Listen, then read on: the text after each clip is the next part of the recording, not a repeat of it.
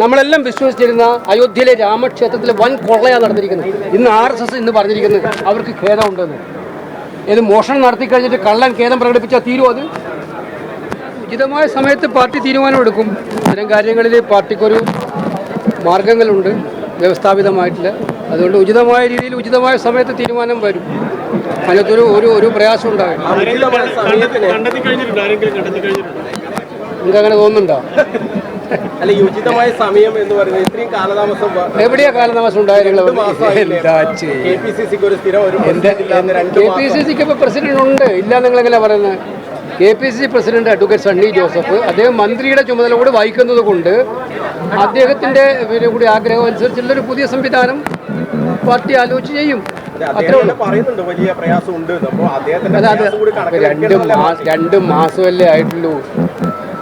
രണ്ട് മാസമല്ലേ ആയിട്ടുള്ളൂ. അത് വലിയൊരു കാലാവധിയായിട്ട് നിങ്ങൾ കാണണ്ട. നിങ്ങൾക്ക് ഇതാണോ ചോദിക്കാനുള്ളത്? ഇന്ന് രാജ്യത്തെ ഏറ്റവും വലിയ പ്രശ്നം എന്താണ്? വിഴിഞ്ഞാണോ? അല്ല, KPCC പ്രസിഡന്റ് ആണോ? ഇന്ന് ഈ രാജ്യം അതൊന്നും അല്ല സഹോദര. 20-ാം തീയതി പാർലമെന്റ് സമ്മേളനം നടക്കാൻ പോവാണ്. ഈ രാജ്യത്തെ ജനാധിപത്യ പ്രസ്ഥാനങ്ങളെ വെട്ടി നുറുക്കി പിളർത്തി CBI, അതുപോലെ ED, ഇലക്ഷൻ കമ്മീഷൻ, ഇത്തരം ഏജൻസികളെ ഉപയോഗിച്ച് ജനാധിപത്യത്തെ കശാപ്പ് ചെയ്യുന്ന മോഡിക്കും ഷായ്ക്കും എതിരെ എന്താ നിങ്ങൾ ചോദിക്കാത്തത്? ഇന്നൊക്കെ ഇന്ത്യയിലെ ഏറ്റവും വലിയ പ്രശ്നം എന്താണ്?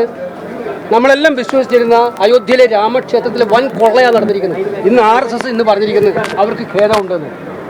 ഏത് മോഷണം നടത്തി കഴിഞ്ഞിട്ട് കള്ളൻ ഖേദം പ്രകടിപ്പിച്ചാൽ തീരും. അത് സ്വർണവും പണവും മോഷ്ടിച്ച, അമ്പലത്തിൽ സ്വർണവും പണവും മോഷ്ടിച്ച മോഷ്ടാക്കൾ തന്നെ ഞങ്ങൾ ഖേദിക്കുന്നു എന്ന് പറഞ്ഞാൽ തീരുന്നതാണോ അത്? ഇത് വിശ്വാസത്തിനെതിരെയുള്ള കടന്നാക്രമണമല്ലേ? അയോധ്യയുടെ പേരിൽ ഈ നാട്ടിൽ 40-40 വർഷക്കാലമായിട്ട് അവർ നടത്തുന്ന പ്രചരണം എന്തായിരുന്നു? ഞങ്ങളെല്ലാം വിശ്വാസികളാണ്.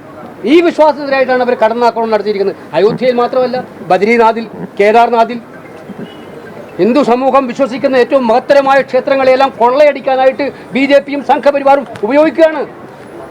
അവർക്ക് വിശ്വാസം എന്ന് പറഞ്ഞാൽ കൊള്ളയടിക്കാനും ജനങ്ങളെ വിഭജിക്കാനും വേണ്ടി മാത്രമാണ്, അല്ല ദൈവത്തോടുള്ള വിശ്വാസം കൊണ്ടല്ല. ദൈവത്തെ ഉപയോഗിക്കുന്നത് ഒന്നുകിൽ ക്ഷേത്ര സ്വത്തുക്കൾ കൊള്ളയടിക്കാൻ, അല്ലെങ്കിൽ പാവപ്പെട്ട ജനങ്ങളെ മുസ്ലിം എന്നും ഹിന്ദു എന്നും ക്രിസ്ത്യാനി എന്നും പറഞ്ഞ് ഭിന്നിപ്പിക്കാൻ. ഇതിപ്പം വെളിച്ചത്ത് വന്നിരിക്കുകയാണ്, എക്സ്പോസ് ചെയ്തിരിക്കുകയാണ്. എനിക്ക് അത്ഭുതം തോന്നി RSSന്റെ പ്രസ്താവന കണ്ടിട്ട്. അവർ കർണാടകയിൽ വലിയ സമ്മേളനം കൂടി, രാജ്യവ്യാപകമായ സമ്മേളനം കൂടി പറഞ്ഞിരിക്കുന്നത് ഞങ്ങൾക്ക് ഖേദമുണ്ട് എന്നാണ്. അവരുടെ ഏറ്റവും പ്രധാനപ്പെട്ട നേതാവാണ് ഇതിലത്തെ പ്രതി. VHPയുടെ ഏറ്റവും പ്രധാനപ്പെട്ട നേതാവ് ഇതിലത്തെ പ്രതി, അയോധ്യയിലത്തെ. ഇത് നടപടിയെടുക്കുന്നത് കേന്ദ്ര ഗവൺമെന്റ് നിയമിച്ച ട്രസ്റ്റാണ്, വേറെ ആരും നിയമിച്ച ട്രസ്റ്റല്ല. പ്രധാനമന്ത്രി മോഡി നേരിട്ട് മേൽനോട്ടം വഹിച്ച് നിയമിച്ച ട്രസ്റ്റാണ്.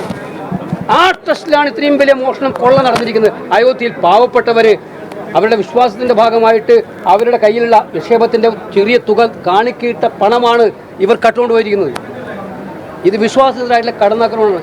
ഇതാണ് ഈ നാട്ടിലെ വിഷയം.